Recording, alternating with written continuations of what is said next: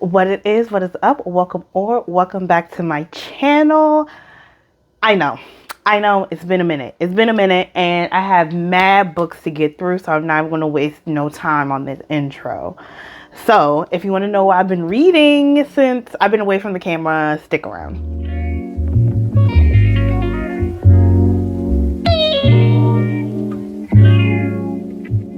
All right, I have my reading journal. So in total, I have, I think eight or nine books. Actually, that's not that bad. Either way, let me jump right into it. So the first book I have that I read in the month of April that I do not have the physical of, but I think I read on my Kindle, is Jamaica Road. And I'll have it, hold on, I'm trying to get it right. I have it right here.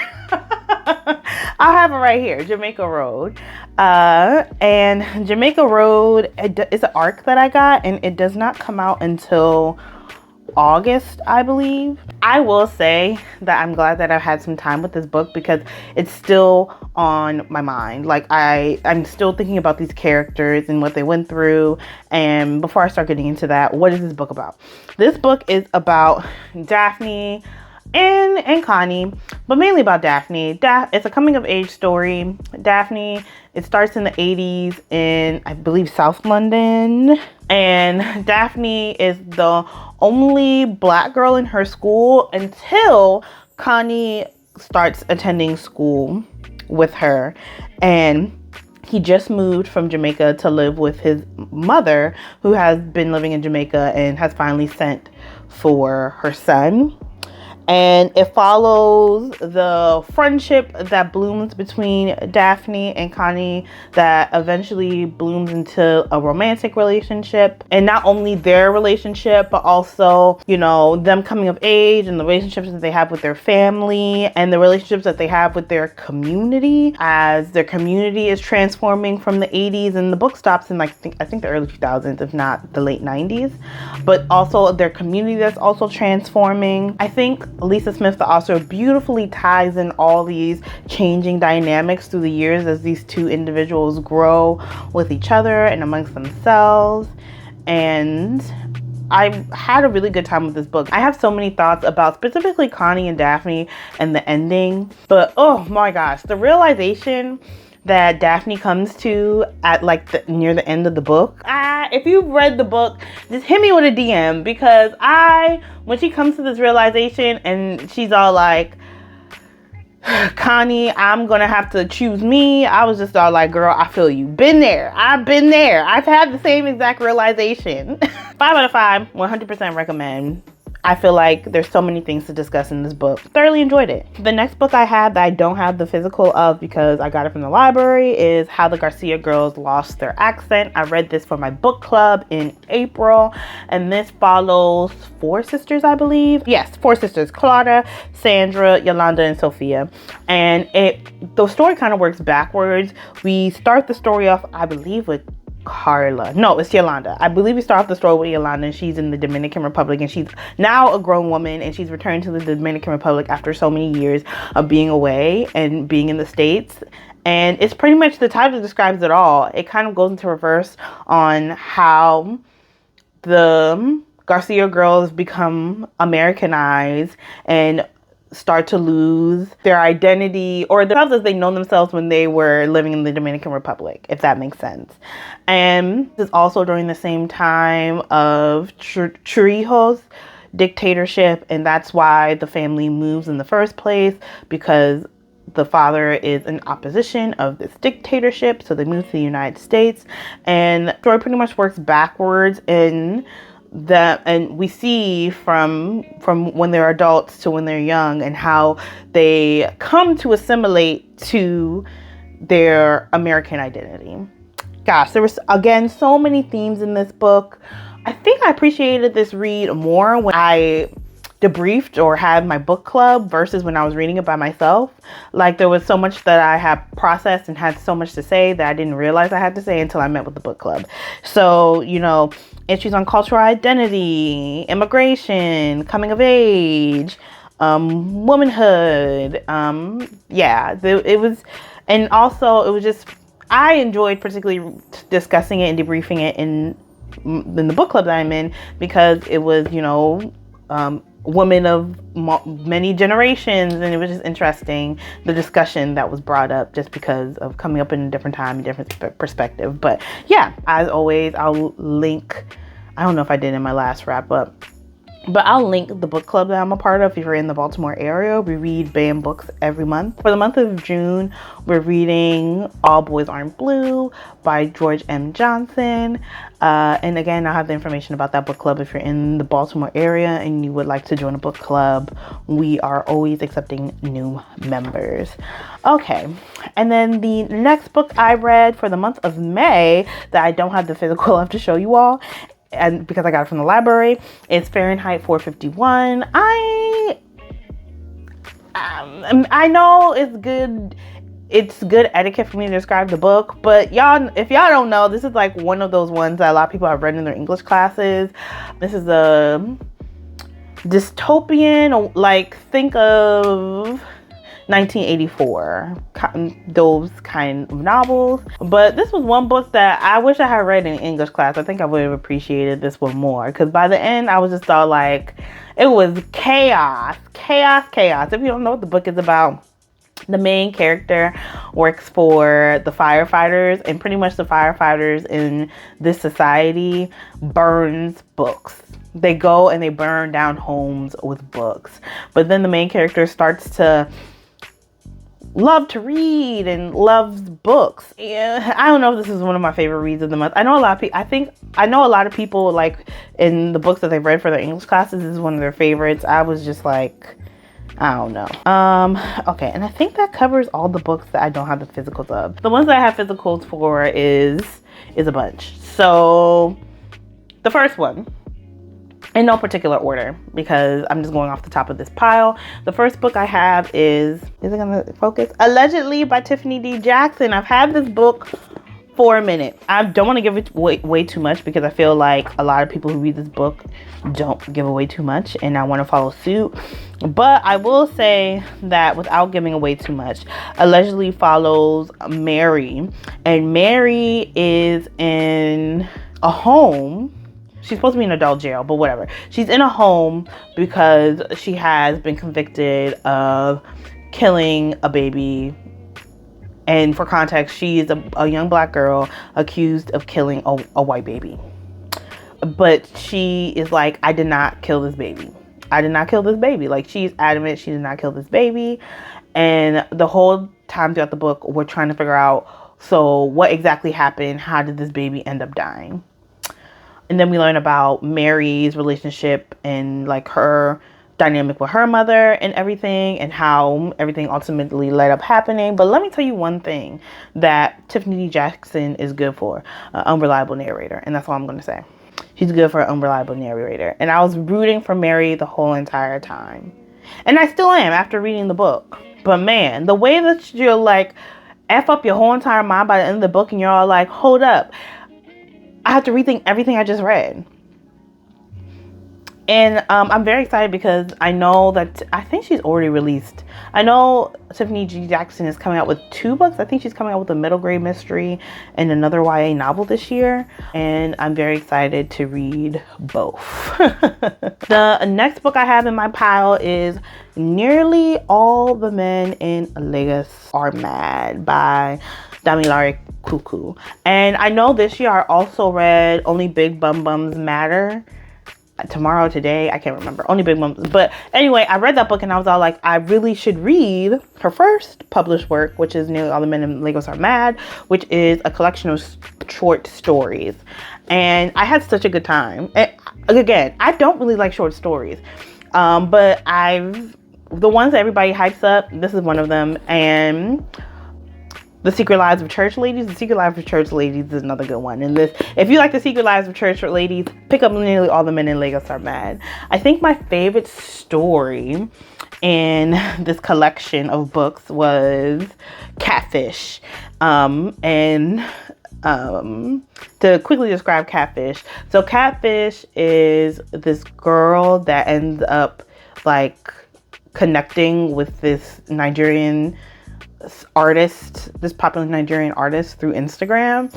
And he thinks that she's, you know, an Instagram baddie, and little does he know that that is not her persona. That's not like the persona that she gives online is not how she actually is in real life. And yeah, that's all I'm gonna say. But Catfish was one of my favorites. Also, I can't remember the other name of the story, but it's like, I think it's the second story in the book, the one about the first lady of the church and her husband, who is the pastor of the church, is being accused by a mistress of cheating, and she's all like, my husband, like, that woman is lying. So yeah, I just enjoy the way that Damilare Kuku navigates like womanhood, and like the secrets that we keep, like just being a woman in like Nigerian society is like putting up pretenses, when literally behind it all is chaos. Like, and I feel like this book captures that, and it's just very entertaining. So another, I mean, I can say that this month was, I mean, these times I've been away from the camera, I've been reading some really great, interesting books. Like, I've been having a good time reading off camera. I think compared to last year, this has been a really good reading year. So on that note, the next book I read was Shanora Williams' The Wife Before. Let me just say that I love a good mystery, a good thriller. And the last mystery thriller that I read was, I can't think of the title right now. I'll put the image up here of the book once I remember. I'll put the picture up here. But I can't remember right now. But either way, I think that's the last mystery I read. But once I read The Wife Before, it just really sparked like that desire to continue to read. I actually have a lot of mystery thriller books on my shelf that I just haven't read. Like, I think I have 3 S.A. Cosby books that I have just not touched, that I should probably think about touching. But anyway, so I picked up The Wife Before. I mean, I decided to finally read it. And man, the way I sped through this book. The ending, was I surprised by the ending? Kind of, but not really. Kind of, but not really. But it was just, I don't know. It kind of did have me on my toes. Let me tell you what this book is about. I'm pulling out my notes because the one thing I'm good for is forgetting names. So The Wife Before follows Shamira, and Shamira is kind of like, not a failure, but she's not working. She's living off her brother. Her brother is kind of about to cut her off because his girlfriend or fiance is about to have a baby. And she's just kind of wayward, or, you know, just nonchalantly going through life. But anyway, she gets this gig from her roommate, who's also about to kick her out because, you know, she's trying to live with her boyfriend. And she meets this well-to-do golfer named Roland. But what she doesn't know about Roland is that he's infamous for being accused of killing his wife, Melanie. But she kind of doesn't care. She's just all like, whatever, I'm gonna marry this man. So she marries this man. But then when she moves into the house, she's kind of like, oh, it's kind of eerie. And she's all like, what exactly happened to Melanie? And then she becomes obsessed with trying to figure out what happens to Melanie. And then she kind of opens Pandora's box. And that's what I'm gonna say. But either way, I had a good time with this book. I did. And I'm probably going to read The Perfect Ruin. I have The Perfect Ruin. I'm probably going to read it, but I had to take a break because, as you'll see, I read a couple of other mystery thrillers. The next book that I had picked up and hadn't read, but I finally read it because I was inspired by The Wife Before, was Innocent Intent by Casey Mills. And if you watched I'll link the video again up here. I read a bunch of indie romances and Casey Mills. I can't remember the book, but I have a video link. But I read a Casey Mills book, and I was all like, I think I like Casey Mills' writing. I don't think I just particularly cared for that particular story. So when I saw that she was coming out with a thriller, I was like, oh, I'm gonna pick that up. So I went and picked up Innocent Intent, and after reading The Wife Before, I finally decided to pick up the book and read it. Innocent Intent follows, I think she's like an investigative, she like investigates crimes. Her name is Cassidy. And when we meet Cassidy, Cassidy is like rolling up secretively on her husband because she finds out that this man is cheating. So she finds out that this man is cheating. She's kind of heartbroken about it. And then the next day, she sees one of like the officers that she used to work with, and they're chit-chatting, and he's all like, oh, come with me to this case. And then she goes with him to this crime scene, you know, to relive old times. And the crime scene that she's at is indeed her husband who has been murdered. And then she learns that who she thought her husband was isn't exactly who he is. And then, you know, the whole thing ensues from there. And then she ends up being one of the main suspects of his murder. And while she's reeling from the fact that she's all like, who is this man that I married? She also has to prove her innocence. I think out of all of the three, I'm not gonna lie, out of all of the three, there's one more thriller I'm gonna bring into the mix. This might have been my least favorite, but I did enjoy out of the two Casey Mel's books that I've read, I enjoyed this one the most. And I would say, you know, if you are in a romance thriller mood, I would pick this one up. Especially if you're looking for a black romance thriller. I would pick this one up. I would. I'm not gonna lie. Nathaniel is the detective on her case, and they have this little rendezvous going on. Was I enthralled? Was I buying it? Not really. But still, I still think this was a pretty fun read. Did I see the ending being what it was? Not really. I didn't really see it coming, so I will say I was surprised. I would say it was average. It was average. Okay, moving on to my last one. I read Next of Kin. Oopsie. Next of Kin by Kia Abdullah. This is the one that I enjoyed the most. I'm not gonna lie. Out of all the ones I read, this one had me the most shooketh. Okay? Next of Kin is a British mystery thriller. And Layla, okay, so Layla works for like this big, she's well-to-do, she works for this big company, like she's doing well in life. And her brother-in-law asked, hey, can you come pick up, is it Matthew? It's Max. Can you come pick up Max, her nephew, and take him to daycare? So she's all like, sure, I'll take him to daycare. Baby, she takes him to daycare, she gets out the car, forgets him in the back of, something happens with work. She gets to work, forgets him in the back of a car. He dies of heat exhaustion. And pretty much from getting arrested and the court case, all the secrets start to come out, and the story is not as simple as it appears. That's all I'm gonna say. It's not as simple as it seems. And some of the stuff I could have guessed, but a lot of it I was just all like, hold up, what? And at the end, the only person you feel bad for is Max. By the end, I'm all like, the only person I feel bad for is Max. Everybody else ain't ish. And that's pretty much it. But all the three, out of Next of Kin, Innocent Intent, and The Wife Before, Next of Kin, baby, this had me. Kia Abdullah, I'm picking up the next one. You did that. Okay. Woo! I didn't think I read this much, but the last book I have is Zeal by Morgan Jerkins. And I'm surprised. When I picked up this book, the way I sped through the pages, I was surprised. I wasn't expecting that. This is a historical fiction. This follows 2 generations of families, the family of Tirza and the family of Harrison. So Harrison and Tirza are this couple that were together in the Civil War, before the Civil War. And Harrison goes off to fight for the Civil War, and he's all like, Tirza, wait for me. This is Mississippi. He's like, I'm gonna go fight this war and I'm gonna come back for you.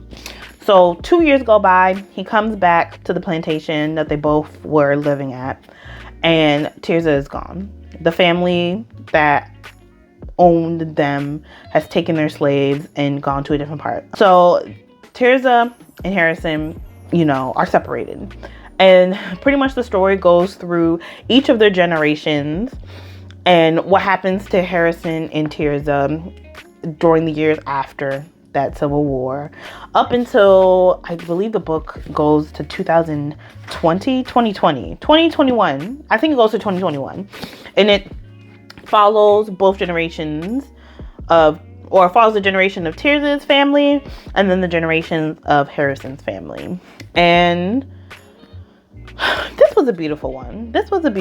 I have not read Call Baby, or I think this will be my undoing. Yes, this will be my undoing. I haven't read either, but now I think I want to pick it up because I did really enjoy Zeal. I will say, what made Harrison... I'm not trying to be mean, but it's like, what made these men think that the woman would stay? That they would pause their lives and to pause their lives for them. Like, what made them think? Like, I wonder what made them think.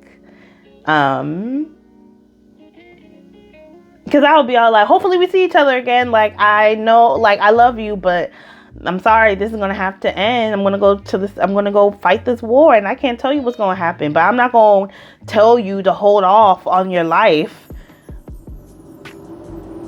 while I'm gone. Like, I'm just going to hope that we see each other again. And I'm just going to appreciate this love that I had. I guess that this love that I had will get me through, but I can't guarantee that we're going to see each other again, you know? And maybe I'm not romantic. Obviously, I'm not romantic. Because I was just all like, Harrison, what made you think? And also, there's another family member in this generation that kind of did the same thing. I was just like, what makes you think this girl is going to sit here and wait for you to have it all together? Like, like she don't have a life to live. What makes you think we're going to sit here and wait? That was my question. Is it just me? Am I negative Nancy? That's how I felt reading it. I was just like, what makes you think she's going to wait? Like, why would you expect that of someone? I mean, granted, they're all like, yeah, I mean, even though she kind of didn't really do it, but what made you think that they actually would? That's all my thoughts. Even though this is still, for me, a 5 out of 5. It's definitely one of the reads that's sitting with me, that's memorable. Okay, and that covers everything. Let me know if you've read any of these, what your thoughts were, if you agree, if you disagree. Let me know what you've been reading this summer. Give me some good summer reads. Give me some good summer romances. As someone who just says that obviously I'm a negative Nancy and I don't believe in love. But give me some good summer romances. I just want something light and summery. But until the next time, guys, deuces.